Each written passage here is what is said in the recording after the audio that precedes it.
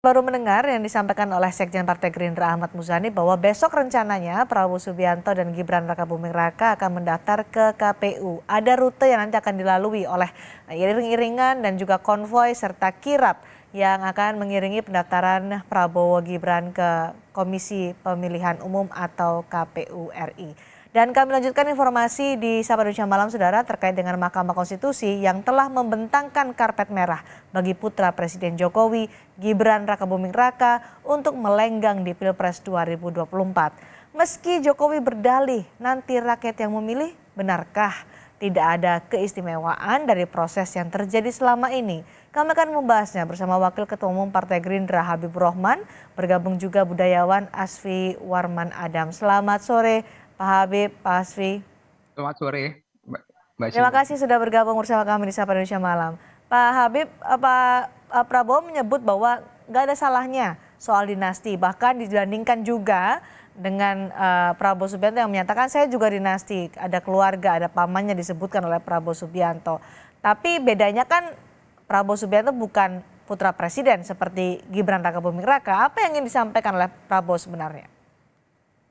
Ya, saya pikir kita harus belajar berpikir konsisten ya. Kalau berpikir substansi ya substansi. Hmm. Tapi kalau dicari aja apa perbedaannya ya pasti tidak akan pernah ada yang ketemu ya. Yang jelas ya, yang disebut dinasti itu adalah model peralihan kekuasaan yang terjadi di sistem monarki. Mhm. Dari seorang raja diberikan kepada keturunannya, dilanjutkan oleh keturunannya. Sementara model sekarang di negara Indonesia ya dan dimanapun tidak ada dinasti karena kita ada di era rezim demokrasi di mana semua jabatan publik itu dipilih oleh rakyat. Oke, Itu kan bedanya. Jadi substansinya itu yang perlu dipahami gitu loh. Kalau Anda baik. cari lagi perbedaan Pak Prabowo kan zaman dahulu pamannya hidup ya kan Jadi, bukan anak presiden ya nggak ketemu oke, cara jadi cara Gerindra berpikir Anda melihat itu gitu loh. majunya Nah, Gibran sebagai bacawa pres melalui proses yang kita tahu selama ya, ini jadi kita menggunakan gini ya, ini hal yang PDM Mahkamah sederhana Konstitusi sebetulnya. bukan politik dinasti. Ya, hal yang sederhana, praktek yang banyak dan lazim terjadi di negara yang super demokrasi disebut sekalipun seperti di Amerika.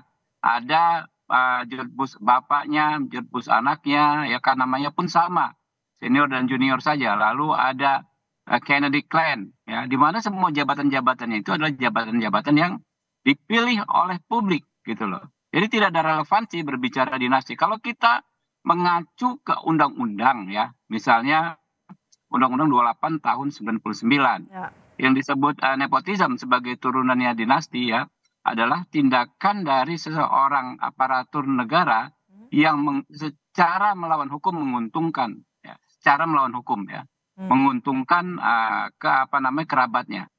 Ini kan tidak ada perbuatan melawan hukum yang dilakukan Pak Jokowi, yang Oke, dilakukan Mas Gibran semuanya baik, dalam konteks ya mengikuti apa yang dijamin baik. oleh konstitusi Oke, kita bahwa semua orang berhak berpartisipasi dalam pemerintahan. baik. Tidak ada yang melanggar hukum tapi yang dikritik dan juga menjadi perhatian publik saat ini karena menggunakan Mahkamah Konstitusi dengan cara mengubah undang-undang supaya bisa memuluskan Gibran sebagai bacawa pres maju ke Pilpres. Kalau Ya, Gibran bukan presiden, apakah tetap akan memilih sebagai bacawa pres? Itu kan jadi saya pertanyaan. pikir kita juga harus mengedukasi media, pers juga harus mengedukasi publik dengan tidak melulu mengulang-ulang pertanyaan yang insinuatif. Insinuatif itu apa? Pertanyaan yang berisi tuduhan. Walaupun itu kalimat tanya, tetapi isinya adalah tuduhan. Ya. Hanya untuk Jadi menjelaskan jelas saja ya, Pak Habib. makanya Sesederhana saya untuk mau menjelaskan jelaskan. itu. Makanya jangan dipotong ya. Saya ingin menjelaskan bahwa Mahkamah Konstitusi itu menguji produk perundang-undangan. Produk perundang-undangan adalah sesuatu yang bersifat untuk semua atau erga omnes. Ya, jadi tidak ada istilah putusan Mahkamah Konstitusi menguntungkan seseorang atau beberapa orang. Kita ingat misalnya Hakim Konstitusi Saldi Isra, ya. Secara de facto misalnya dia diuntungkan dengan Undang-Undang Nomor 7 tahun 2020 tentang MK yang memberikan tambahan 5 tahun masa beliau menjadi menjadi hakim konstitusi ya. Dan ketika beliau menguji undang-undang yang diajukan oleh masyarakat ya, dia tetap mengadili perkara tersebut ya. Padahal dia diuntungkan. Akhirnya dia menolak tidak ada dissenting opinion dan dia ikut dalam putusan Mahkamah Konstitusi yang menolak orang yang ingin membatalkan pasal tersebut. Jadi itu jelas karena dasarnya putusan MK adalah undang-undang ya yang diuji di MK adalah undang-undang yang mengikat semua orang, bukan orang per orang. Jadi tuduhan bahwa ini sengaja dibuat untuk memuluskan Gibran itu tuduhan yang sangat tidak beralasan. Jadi kalau orang ngerti hukum ya, orang paham hukum, tentu tidak bisa tuduhan tersebut tidak bisa diterima. Tentu kami juga ingin menjelaskan hal ini kepada publik bahwa walaupun Mahkamah Konstitusi sendiri, kalau Anda membaca putusan Mahkamah Konstitusi secara lengkap, itu semua sudah ada sebetulnya di putusan Mahkamah Konstitusi.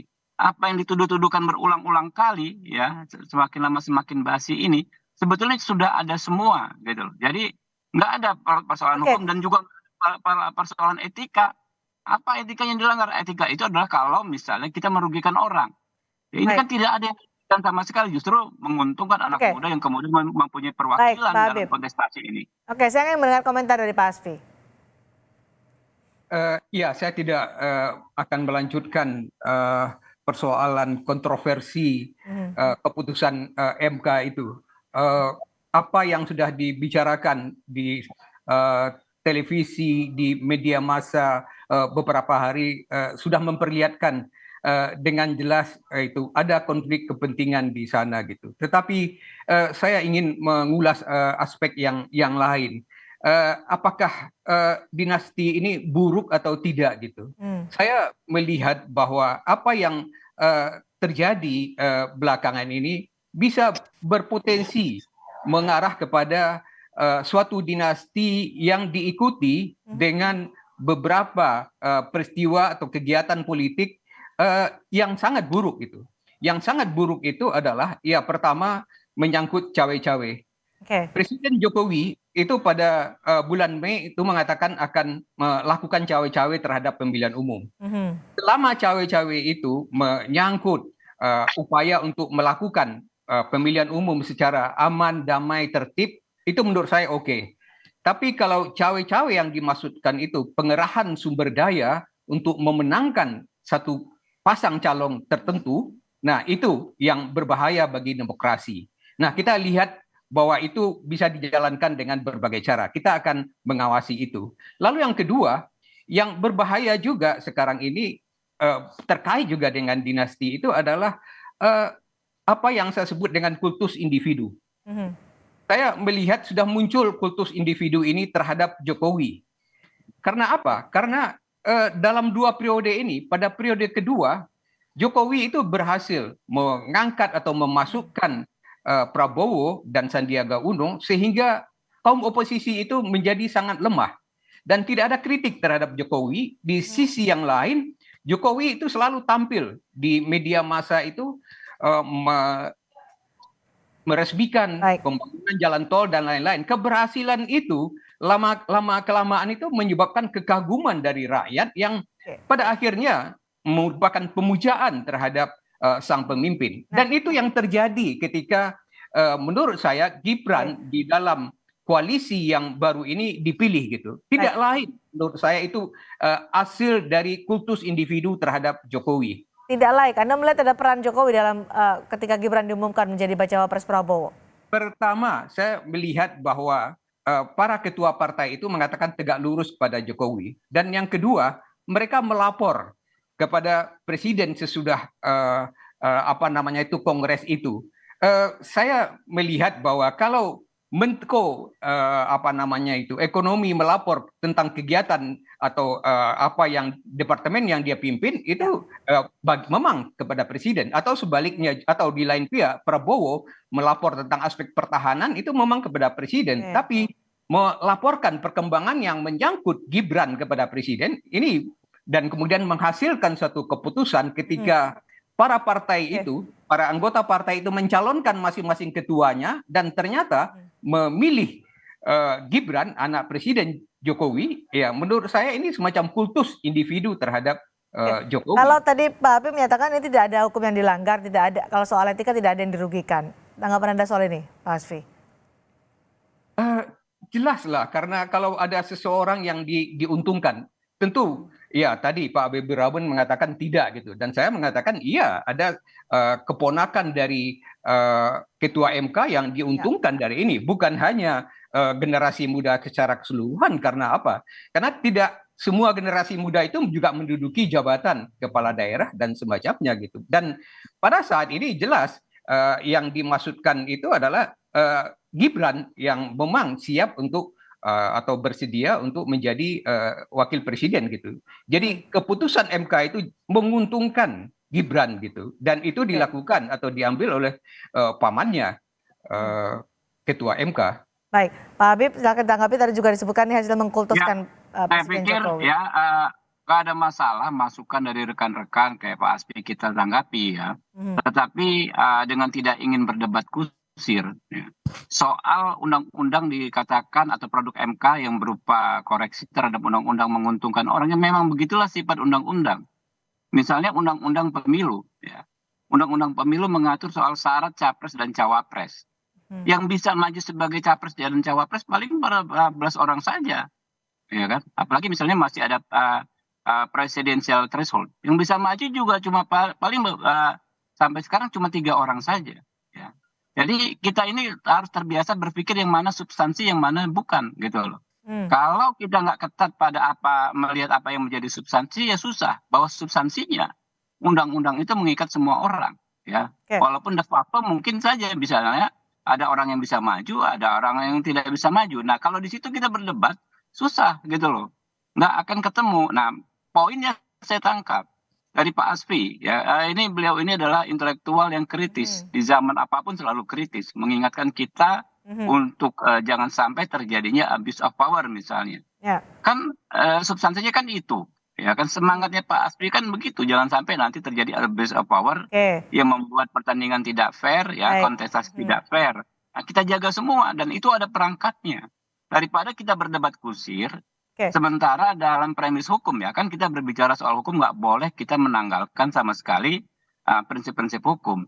Semua perdebatan tuh harus ada ujungnya, gitu loh. Ujungnya apa? Putusan hakim, gitu loh. Makanya semua proses hukum acara itu dibikin sangat panjang.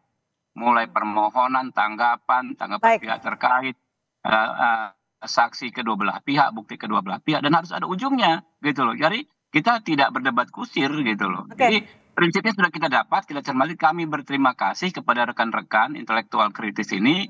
Ini akan menjadi panduan bagi kita semua agar pemilu ini benar-benar bisa berlangsung dengan prinsip-prinsip luber dan jurdil. Baik, Pak Asfi, Presiden Jokowi juga menyatakan ada proses demokrasi hukum di Mahkamah Konstitusi. Nanti juga rakyat yang akan memilih. Apakah bisa sesederhana itu? Dalam kasus ini tidak sederhana ya. Seperti saya katakan tadi, kultus individu itu sudah terbentuk sekarang. Saya berikan contoh dalam pengambilan keputusan yang memilih Gibran itu oleh para ketua partai.